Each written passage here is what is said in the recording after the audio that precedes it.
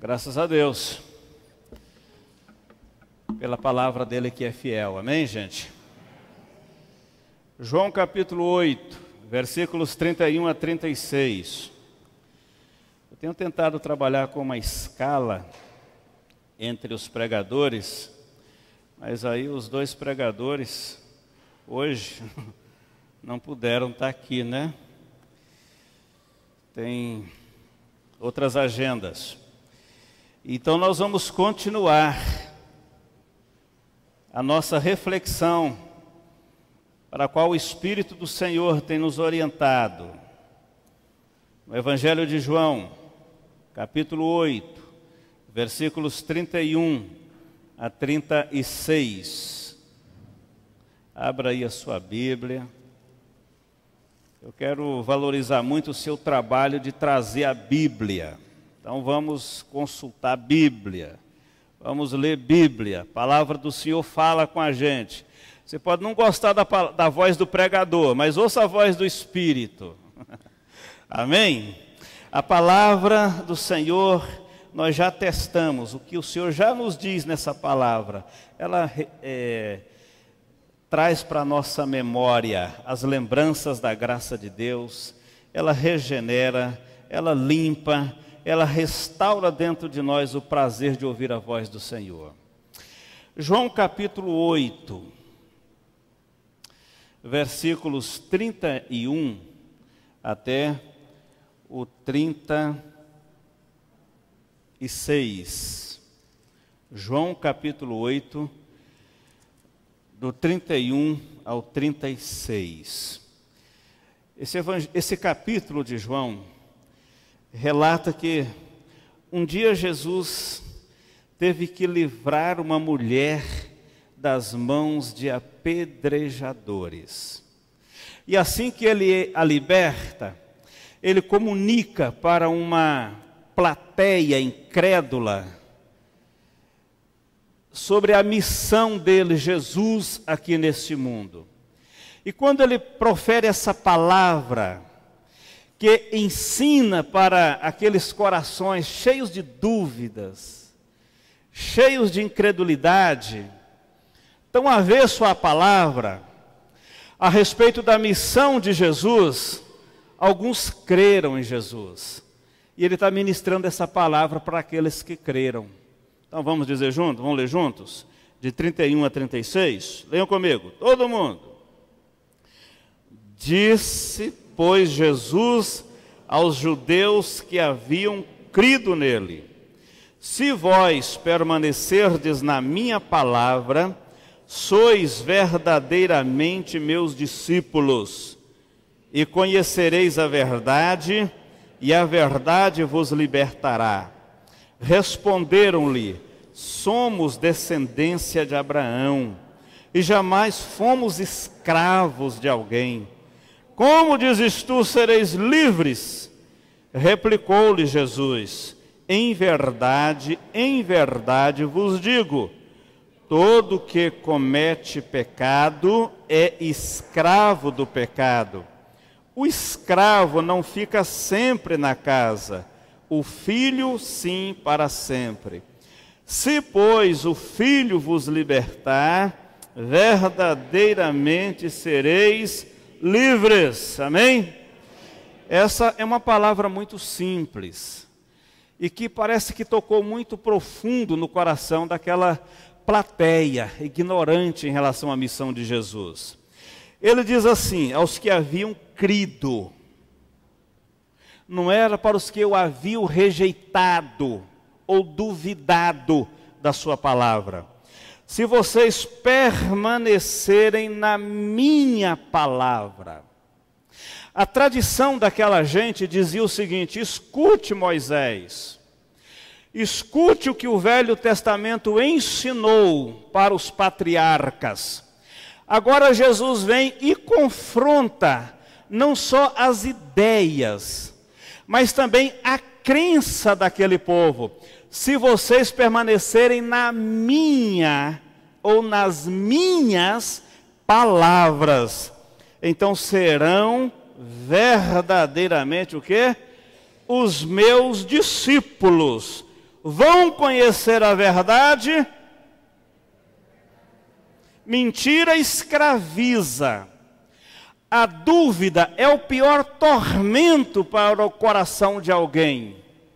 A dúvida é capaz de massacrar as mais bonitas ideias de alguma mente.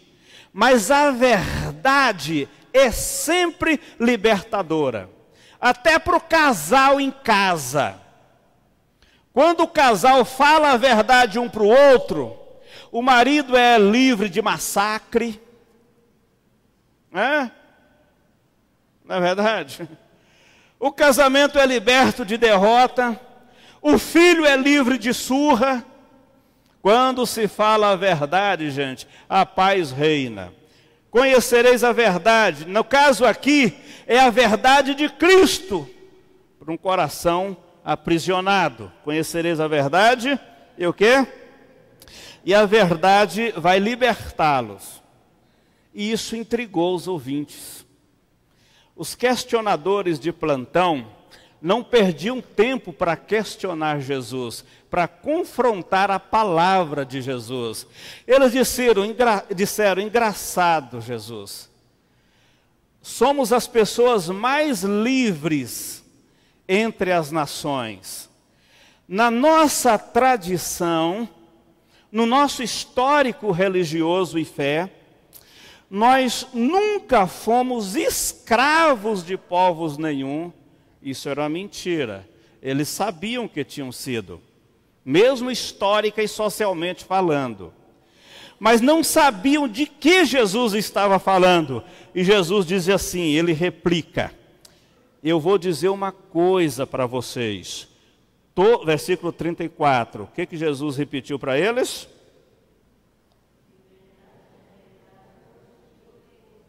Todo aquele que comete pecado é escravo do pecado. É essa a afirmação que me permitiu fazer uma pergunta para você.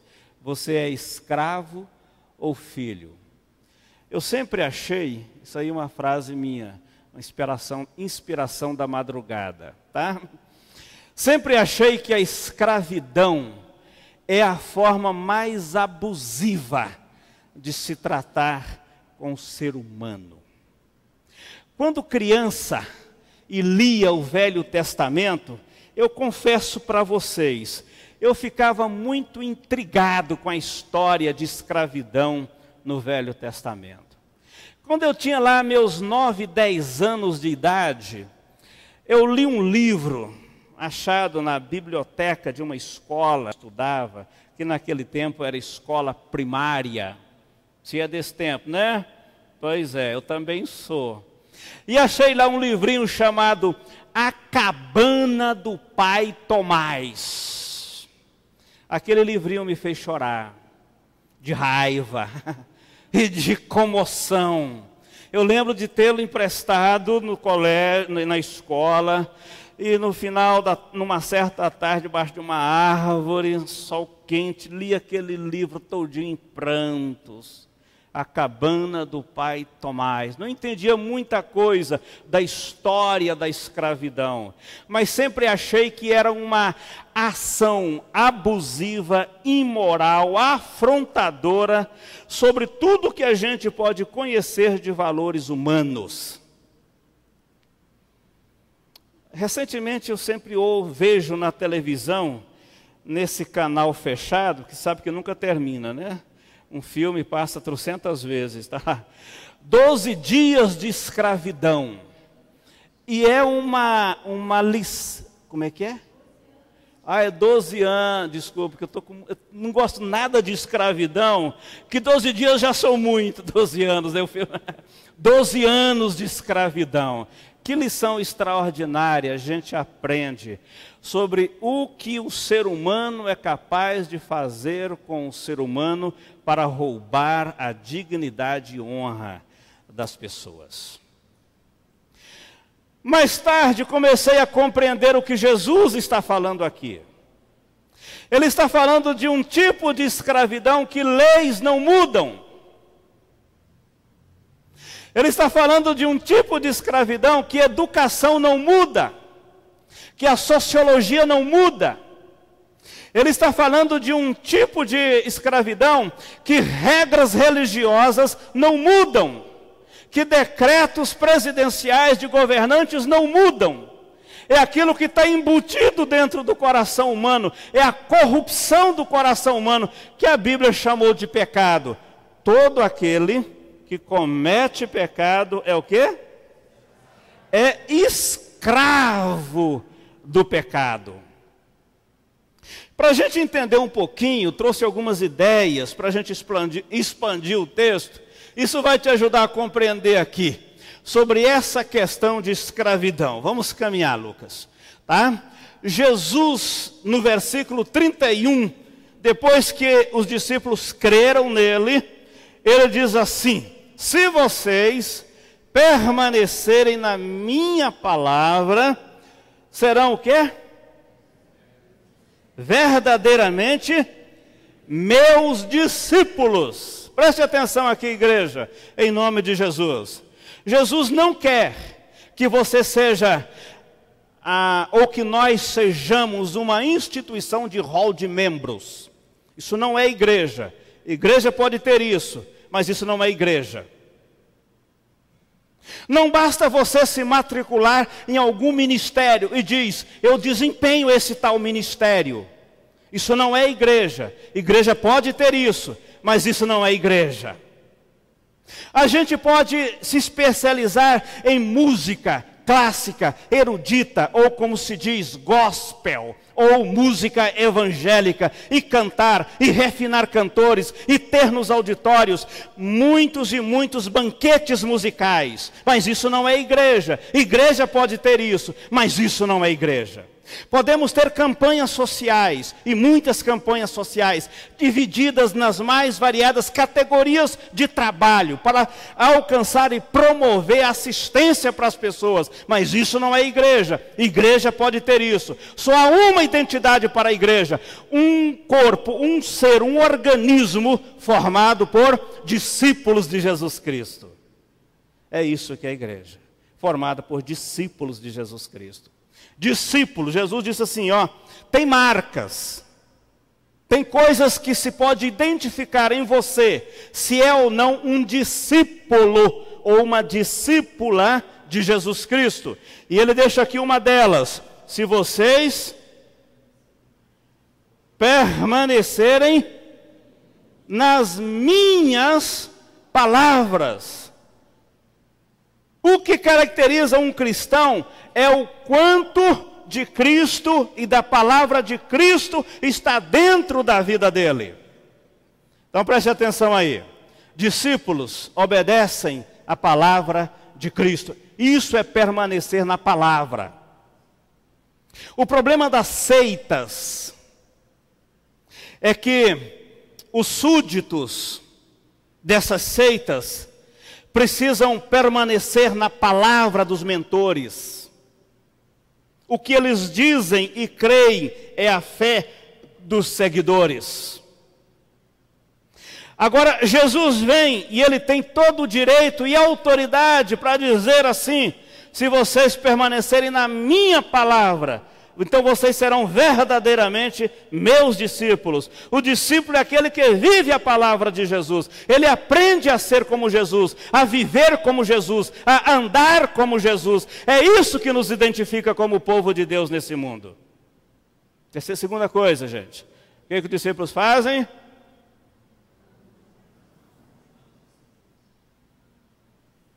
Ih, gente, o negócio está feio aí, hein? Lê comigo essa letra B. Deixa eu ver se vocês ainda dão conta de ler. Vamos lá.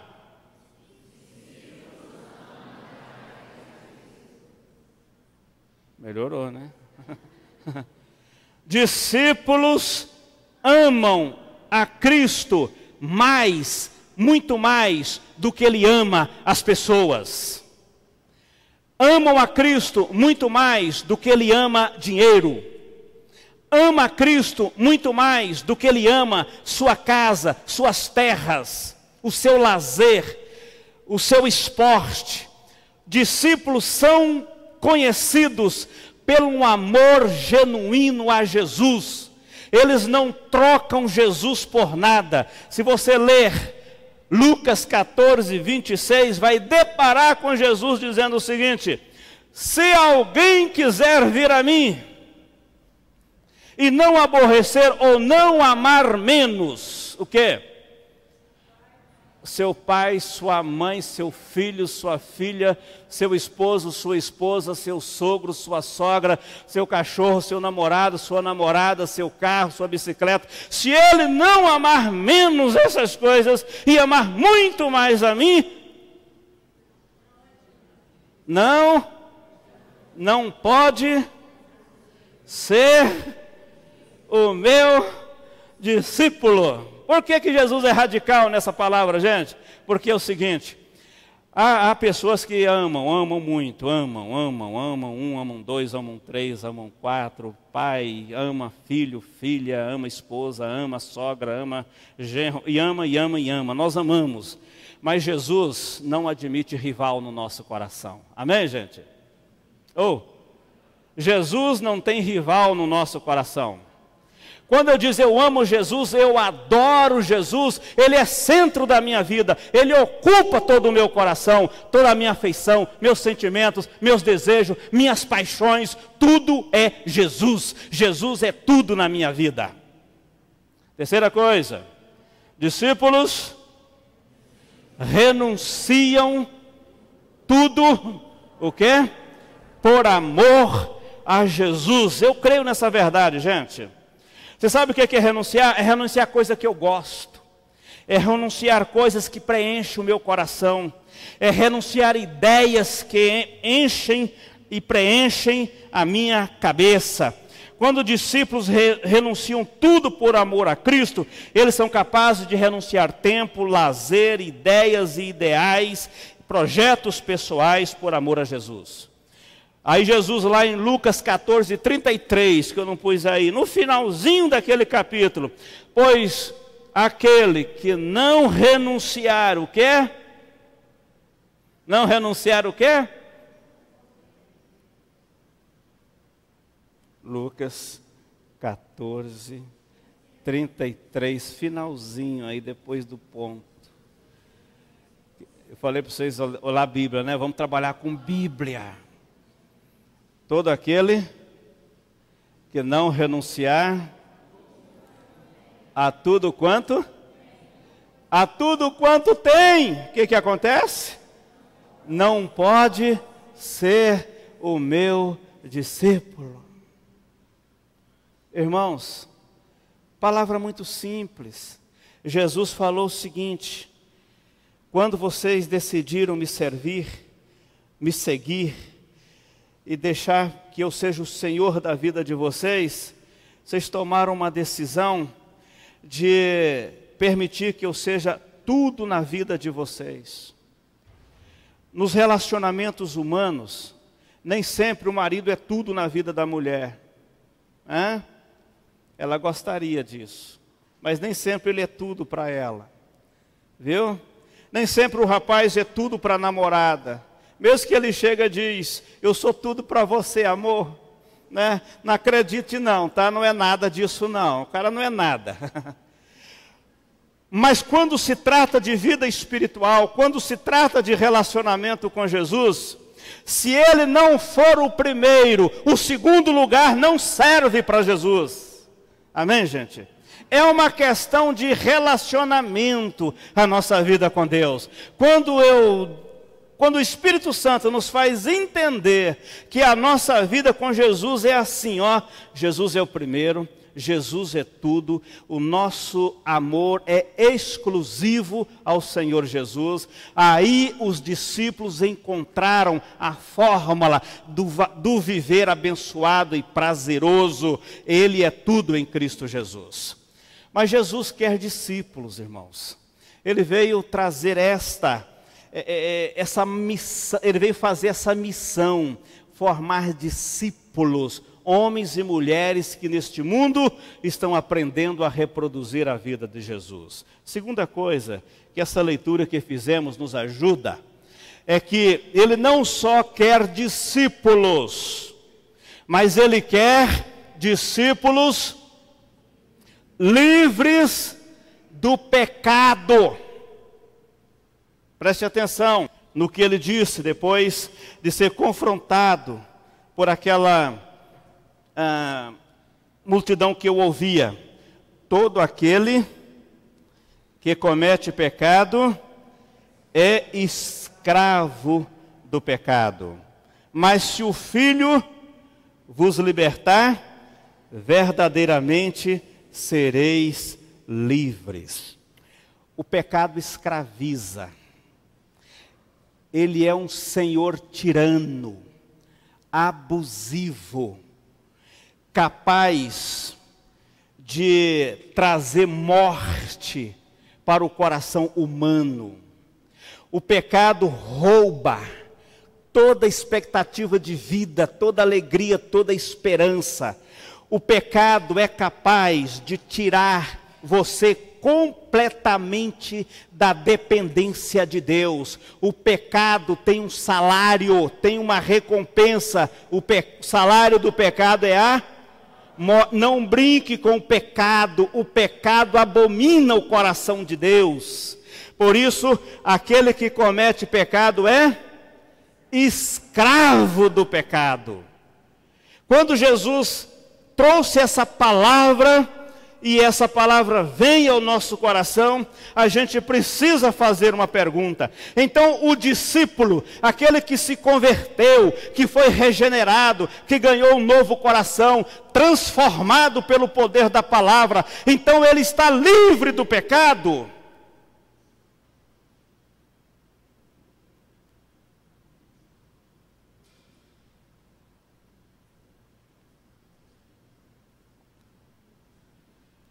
Vocês não ficaram satisfeitos com a minha pergunta. Preste atenção aqui, amados. Jesus não tem crentes escravizados ao pecado. A obra de Cristo foi para trazer libertação completa do pecado naqueles que creem. Como assim? Preste atenção aqui. Quando foi que nós fomos alcançados e libertos pelo poder do Senhor Jesus? Quando que um cristão é livre, é liberto do pecado, que não mais se torna escravo dele? Preste atenção, quando o pecado não tiver mais domínio sobre a nossa vida. O escravo não tem domínio sobre si mesmo. O escravo não é dono das suas escolhas. O escravo não tem identidade. O escravo só tem uma única alternativa: satisfazer o dominador dele. Quando Jesus disse que aquele que comete pecado é escravo do pecado, porque o pecado é um algoz. Ele domina completamente vontade, desejo, sentidos, emoções. A vida está dominada por ele. No entanto, lá em Romanos 6, versículo 14, corra lá com a sua Bíblia e descubra como o Espírito Santo aplica a palavra e a obra de Jesus para assegurar ao coração do crente, do discípulo que permanece na palavra, que ele agora arrancou, quebrou de si uma escravidão terrível na sua vida. Romanos 6, versículo 14. Você achou aí na sua Bíblia? Você tem coragem de ler comigo? Então leia comigo. Porque o pecado não terá domínio sobre vós, pois não estáis debaixo da lei, e sim da graça. Aleluia! Você não é mais um dominado, um escravizado pelo pecado. Não há nenhuma mordaça do mal, do diabo controlando a sua vida, porque não há nenhuma lei de pecado que te domina. Somos libertos pelo poder do Senhor Jesus. Cristo nos libertou, amados. O pecado não tem domínio. Todos os dias você levanta a sua cabeça, traz essa palavra para a sua experiência e diz: o pecado não terá domínio mais sobre a minha vida, sobre o meu corpo, meus desejos, os meus sonhos, porque eu não estou debaixo de lei opressora alguma, a graça me libertou. Gálatas 4, versículo 7. Ali o Espírito Santo quer nos fazer entender a nova identidade que nós temos em Cristo Jesus. Acharam aí? Gálatas 4, versículo 7. Você quer ler comigo? Todo mundo, vamos lá. De sorte que já não és escravo. Pronto, dá uma paradinha aí, dá uma pausa. Você não é mais escravo. Você não é escravo do mundo, você não é escravo de Satanás, você não é escravo do seu ego, você não é escravo do seu temperamento ruim, você não é escravo do maligno, não é escravo do pecado, você não é escravo de ninguém. Por que você não é escravo? O que você é agora? Continua a leitura. Você agora não és escravo, porém, filho. Sendo filho, somos também herdeiros. Graças a Deus por isso. Escravo vive no regime da escravidão. Filho de Deus vive no esquema da liberdade em Cristo Jesus. Gálatas, capítulo 5, versículo 1. Só caminhar aí, dou uma folha. O que diz aí, amados? Para a liberdade foi que Cristo nos libertou. Ei, está aí escrito, irmão. Esta aí é uma experiência cravada na história da sua vida. Foi para a liberdade que Cristo me libertou. Todos os dias Satanás tentará te fazer crer que você ainda é escravo. No dia 13 de maio de 1888, foi isso mesmo? Você sabe o que eu estou falando, né? A dona Isabel assinou lá uma lei áurea. Isso mesmo, né? Povo de história aí, gente. Eu estudei isso em 1912, né? E estou tentando lembrar aqui. Assinou lá a lei áurea. Depois de muitas outras leis que estavam sendo processadas lá no Império. E o que aconteceu com essa lei áurea? Libertação dos escravos, 13 de maio. No dia 14 de maio de 1888, quantos escravos haviam? Um dia depois. Legalmente nenhum. E mais na prática, todos continuavam. Por que todos continuavam? Porque a mensagem não havia chegado ainda na vida deles. Mas agora, gente, quando Cristo entrou na sua vida, a mensagem chegou. Foi para a liberdade que Cristo te libertou. O diabo até pode dizer: você ainda é um escravizado pela mentira, pela sua língua maldita, pelo seu temperamento ruim, pelo seu ego maldito, pela sua vida pecaminosa que você tem. Você é escravo, sim, mas aí você traz para a sua memória a palavra do Senhor. Foi para a liberdade que Cristo me libertou. Eu estou livre em Cristo Jesus. Porque eu tenho essa liberdade, eu vou permanecer firme para que eu não seja jogado de novo no calabouço da escravidão. Amém, gente? Portanto, amados, Jesus quer discípulos livres do pecado. Terceira lição que a gente aprende. Jesus não só quer discípulos livres do pecado, Ele quer discípulos com a identidade de filhos. Versículo 35, volte lá para João. João 8, 35. O que ele diz? O filho, aliás, o escravo, não fica para sempre em casa ou na família, mas o filho fica para sempre. Por que Jesus mexe com o filho aqui quando estava falando com o escravo? Uma razão simples, irmão. Jesus quer discípulos com identidade de filhos. Na minha carteira de identidade, que está escrito que eu nasci no dia 2 de março de 1900, como diz minha sobrinha Bolinha, Bolinha, né? Está escrito, filho de Manuel Pereira da Silva e Valdete Caetano Machado. Eles eram meus pais. Está inserido na minha identidade. Eu tenho um nome. É isso que está na sua carteira. Ela te identifica como pai e filho de alguém que nasceu em algum lugar, em numa data. Na identidade espiritual do cristão está inserido isso. Somos filhos de Deus, temos uma identidade, pertencemos a alguém, há um Pai sobre todos que nos gerou em Cristo Jesus. Nós somos filhos de Deus, nascidos em Cristo Jesus.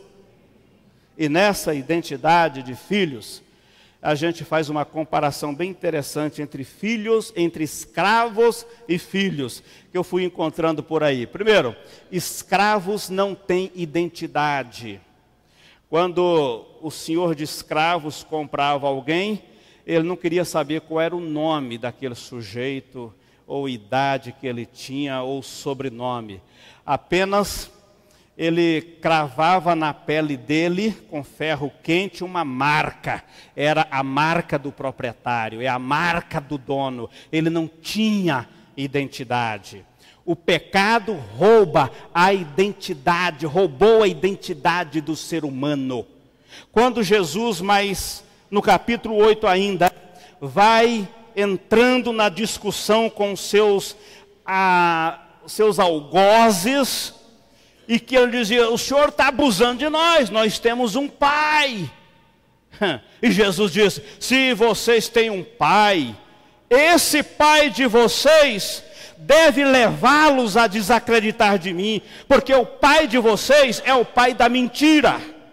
E quem é o pai da mentira? Quem é o pai da mentira? Isso, aquele que mente é filho de quem? Do pai da mentira. Escravos não são da família. Eles trabalham para a família, serviam aquela família, mas não são da família. Não celebram as festas da família. Não são acolhidos na família. Escravos, gente, não têm herança. Eles só serviam enquanto trabalhavam. Só tinha utilidade enquanto trabalhavam, não herdava coisa alguma, morria na mais completa desgraça ou miséria. Era assim a vida do escravo. E por fim, os escravos não descansavam, não tinha férias, não tinha feriado, não tinha Caldas Novas para escravos, não tinha praia, Porto de Galinhas para escravos, não tinha navio de primeira classe para escravos. Escravo não tinha nada, gente, o sujeito não só descansava quando morria. Se fosse salvo, ia para o descanso, se não fosse salvo, aí pronto, piorava de vez. Viu? Porque quando o cara morre e não é salvo, aí, gente, aí piora. Se estava ruim, ficou pior, porque é inferno. Portanto, o escravo tem essa identidade, essa situação aí. Mas vamos trabalhar um pouco mais. Jesus quer que os discípulos tenham identidade de filhos. Quem são esses filhos? Vamos caminhar, Lucas. Filhos de Deus têm a identidade do Pai. Nós estamos aqui nesse mundo e todo mundo conhece a gente como filhos de Deus, filhas de Deus. Eles vivem como Deus, eles amam como Deus. A boca deles expressa a palavra de Deus. Eles têm a graça de Deus, o cheiro de Deus, a alegria de Deus. Lá na família, o pai da família, o marido, está lá dentro de casa. Ele vive e ele expressa a presença de Deus dentro do seu lar, porque nós somos filhos de Deus. Gente, filho de Deus não vive como filho do mundo. Sabia disso, amados? João 12, todos que receberam a Jesus, deu-lhes o poder, o privilégio de serem feitos o quê? Filhos de Deus. Outra característica, gente, filhos de Deus pertencem à família de Deus, celebram a família de Deus, tem como característica bem própria essa essa participação de uma família de filhos. Nós temos a identidade de Deus. Efésios 2,19, a gente não vai ler não, mas diz o seguinte: você agora não é mais um João ninguém, diz lá. Você agora não é um peregrino, você agora não está aí sem família, sem endereço. Nós somos da família de Deus e concidadãos dos céus. Glória a Deus por isso. Aliás, quando a gente lê, eu gosto da parábola do filho pródigo. O filho pródigo, quando voltou da terra distante, ele veio arquitetando um plano. Vou falar assim para o papai: papai, se o senhor não quiser me tratar como filho, o senhor tem toda a razão, mas me trata como um dos seus empregados, porque o empregado do senhor tem salário bom, o empregado do senhor tem comida boa, me trata como um dos seus empregados. Mas quando ele chegou em casa, gente, a graça é maravilhosa. A graça faz festa na reconciliação de alguém com Deus. Quando o pai viu aquele filho fedido, maltrapilho, chegando em casa, todo sujo, quase irreconhecível, o que o pai mandou fazer? Menino, filho, vem cá, ô servo, corre lá na loja, lá, sei lá, na Riachuelo, e compra a melhor roupa que você achar lá. E traga para o meu filho, porque ele voltou para casa. Você sabe o que isso aí é simbólico?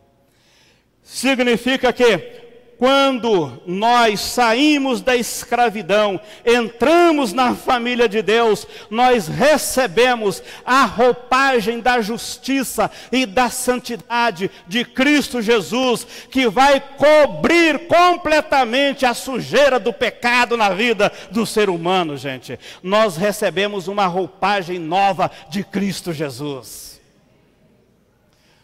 Os filhos de Deus estão no descanso de Cristo.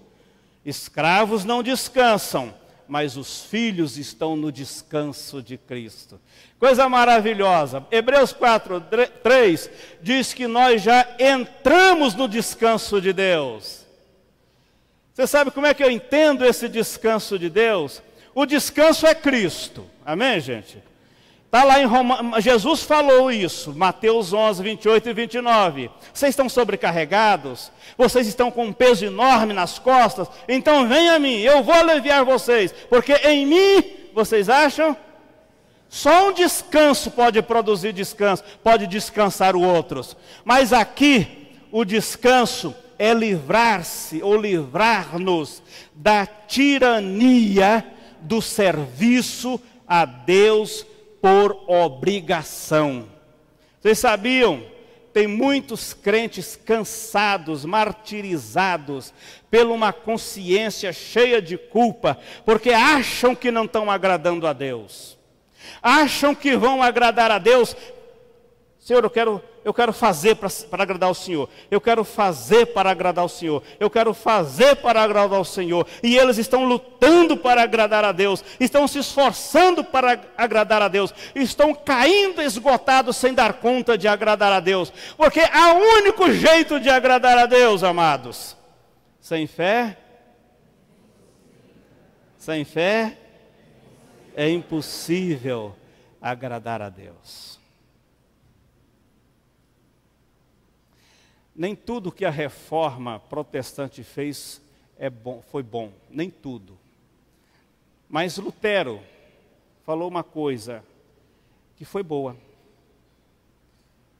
Sola Escritura, sola fide. Só há fé. Não estou falando em línguas não, nem em latim. Estou apenas reproduzindo, tá? Só a fé. Um dia os judeus chegaram assim: ei Jesus, qual é a tua? Então diz para nós, como é que nós devemos fazer? Que obras devemos fazer para agradar a Deus? E Jesus disse assim, ó, simples.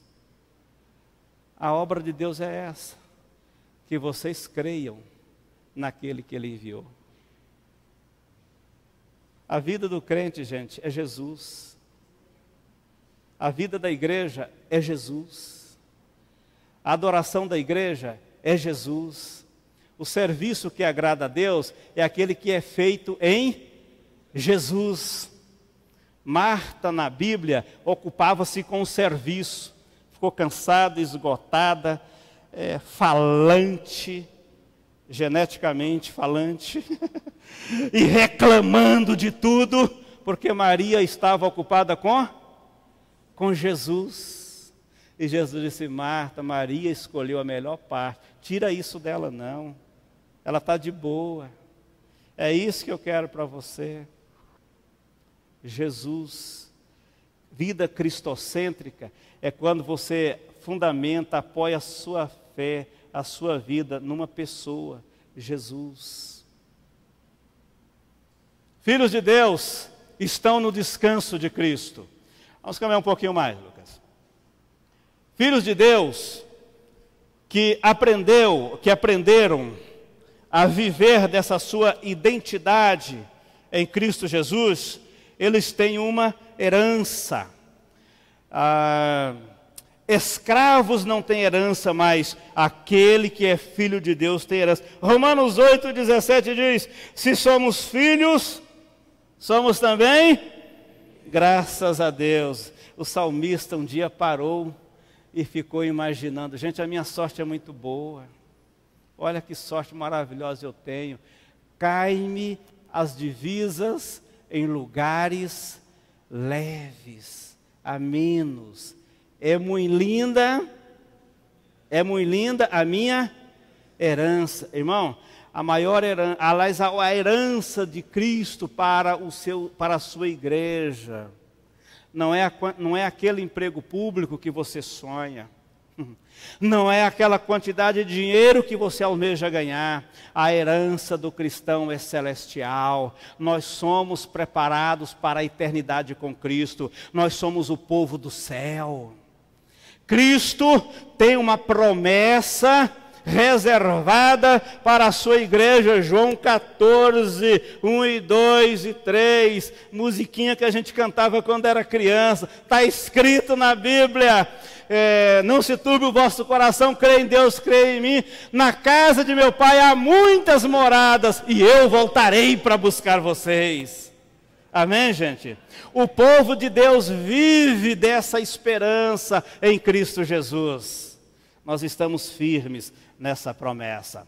Os filhos de Deus que vivem essa sua nova identidade, eles sabem que não são mais escravos do pecado, não são mais roubados na sua identidade. Eles vivem e desfrutam das alegrias que o Senhor da vida lhes deu. O pecado escraviza, gente. O pecado domina a vontade, mata qualquer semente de vida em qualquer situação. O pecado é a corrupção do coração. Mas se o Filho vos libertar, verdadeiramente sereis livres. Pega essa última frase aí, ó. Jesus quer pessoas ou discípulas livres, para que sirvam a Deus como servos e servas. Uma coisa interessante é que salvação é uma mudança de domínio. O pecado me escravizava, Jesus me libertou da tirania do pecado. E agora Ele me tornou servo de Deus. E Deus agora é o amo, é o patrão, é o dono, é o Senhor da minha vida. E qual é a diferença entre esses dois? É que o pecado escraviza para a morte, mas o meu Senhor, aquele a quem entreguei minha vida para servi-lo para sempre, Ele me deixa livre do pecado para servi-lo. Ele me quer num relacionamento de amor. Acho que foi Erasmo, de Roterdã, o pai da imprensa, né? Cadê os historiadores? Foi, né? Gutenberg, isso, foi Gutenberg. Ainda bem que tem professora de história aqui, ajuda a gente assim, né? Acho que foi o primeiro a imprimir a Bíblia, Erasmo de Roterdã. Ele diz o seguinte: a graça de Deus nos deixa tão livres, que nós decidimos a ser escravos dele. Oh, uau! A graça de Deus me deixou tão livre, com uma opção de escolha: ser escravo do Senhor Jesus. Um escravo que serve em liberdade. Amém, gente? Um escravo que diz: não há canga pesada sobre mim, não há imposição sobre a minha vida. Há um Jesus que libertou o meu coração e me deu prazer em servi-lo. Me deu no coração uma alegria em conhecê-lo e servi-lo por amor. Ele derramou amor no meu coração. E Jesus então disse aqui, ó: se o Filho verdadeiramente vos libertar, vocês serão o quê? Totalmente livres. E ninguém pode colocar canga de opressão sobre a sua vida. Agora nós somos servos de Deus, servos da justiça. Na justiça de Cristo estamos livres para não servir ao pecado como escravo. Havia um mentor que todos os dias trazia uma mensagem de escravidão. Você é escravo disso. Você não tem chance. Você foi nascido e vive para satisfazer esse desejo de escravo que você tem. Escravo de si mesmo, escravo do pecado e de e as outras artimanhas que ele impõe sobre a sua vida. Mas Jesus Cristo veio, amados, e ele nos libertou. Salvação é mudança de domínio. A palavra diz assim, Colossenses 1, versículo 13: ele nos libertou, aleluia, por isso, ele nos libertou de quê? Do império das trevas e do imperador satânico, e nos transportou nos seus braços de amor, para o reino do Filho do amor de Deus. Um dia Jesus desceu ao inferno, e lá ele proclamou a nossa vitória, sobre mim e sobre você. Ele cravou os pés ali, bateu firme e disse: Satã, eu venci a morte, o Hélio está livre para me servir agora. E nós estamos livres em nome de Jesus. Você é escravo ou filho? Deixa o Espírito falar com você isso aí agora. Você é escravo ou é filho? O escravo não tem opção. O filho ama aquele que o salvou. Vamos orar, irmãos. Feche os seus olhos um pouquinho. Pense um pouquinho no que acontece na sua vida. Você é escravo do seu pecado, do sexo, da mentira, do seu ego que exige, que condena, que escraviza. Você, pratica o pecado, é escravo do pecado. O salário do pecado é a morte. E aí não tem outra alternativa. Mas Jesus Cristo veio para nos trazer vida, para transformar escravos em livres, em filhos que amam aquele que os libertou. Jesus quer que você celebre a libertação que você tem nele, em Cristo Jesus.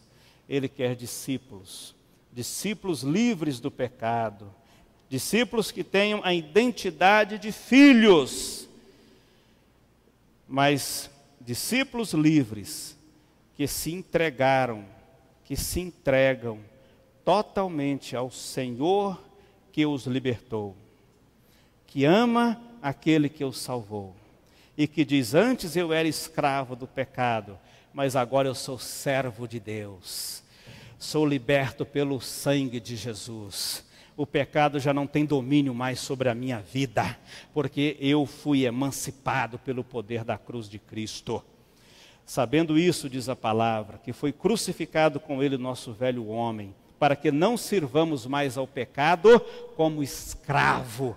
Quando você crê nessa obra de Jesus na sua vida, Ele liberta a sua mente, Ele liberta o seu coração desse algoz escravizador que é o pecado.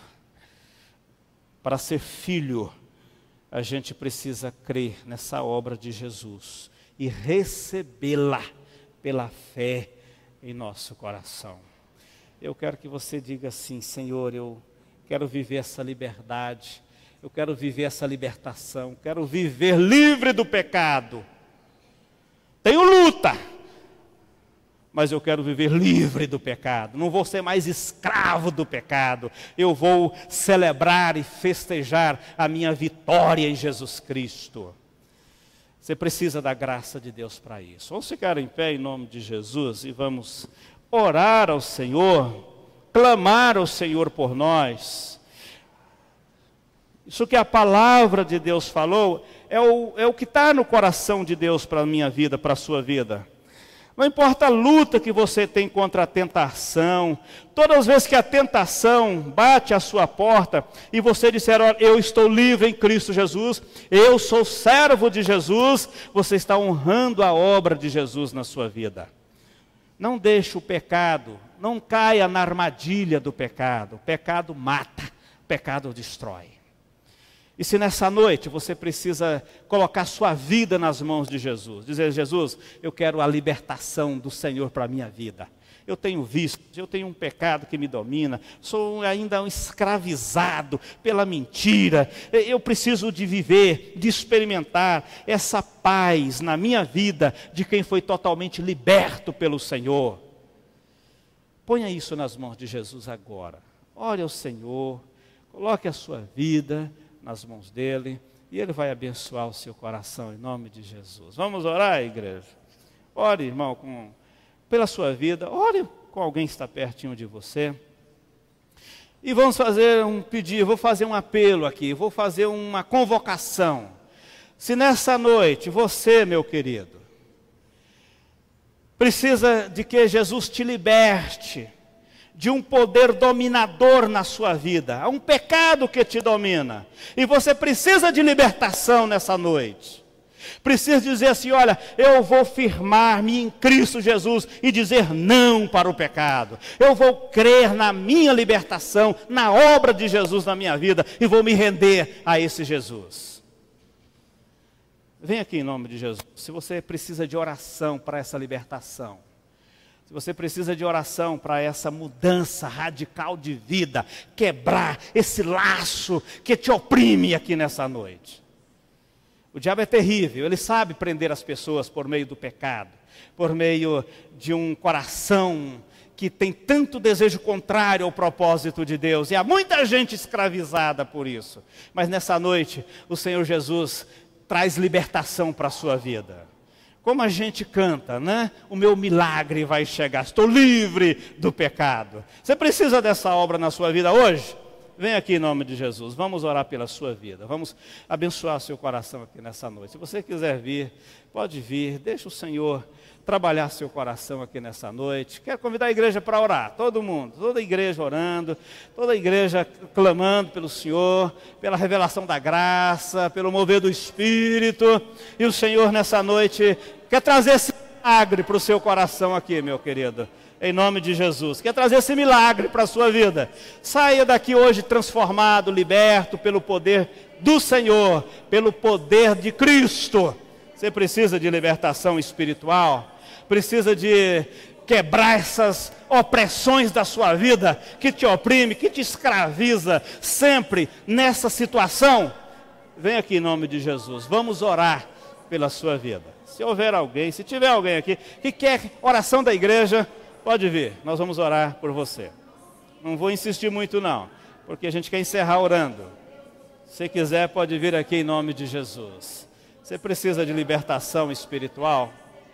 Tem algo oprimindo a sua vida, enchendo você de culpa, com sensação de um homem derrotado, uma pessoa derrotada, fracassada, com tantas iniciativas que não dão em nada? Entregue-se a Jesus, ponha tudo nas mãos de Jesus, confie na obra libertadora de Jesus, Ele é poderoso para fazer libertação na sua vida.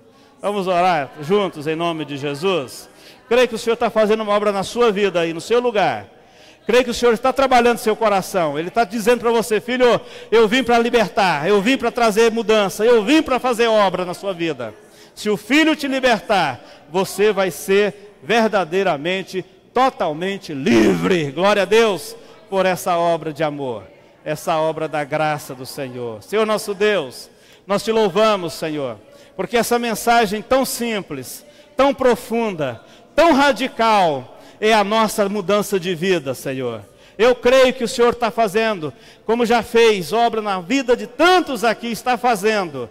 E nós queremos, ó Pai, a cada dia celebrar com festa a nossa libertação em Cristo Jesus. Nós queremos celebrar com júbilo na nossa alma, de que nós somos filhos e não escravos, que a nossa mente é de filho e não de escravo, o nosso coração é de filho e não de escravo, porque o pecado está derrotado, Satanás está derrotado, Jesus é vencedor na nossa vida. E nós nos alegramos pela obra que o Espírito Santo tem nos revelado, da grandeza do teu amor, da grandeza da tua misericórdia. Continue derramando dessa graça no meio do teu povo, no meio da tua igreja, para que a igreja do Senhor, andando em liberdade para servir ao Senhor, celebre o teu nome como filhos e filhas regenerados pela graça do Senhor, cuja identidade é filho e filha da tua obra em nós, filho de Deus. Nós te louvamos, Senhor, em nome de Jesus. Graças a Deus. Pode assentar, igreja.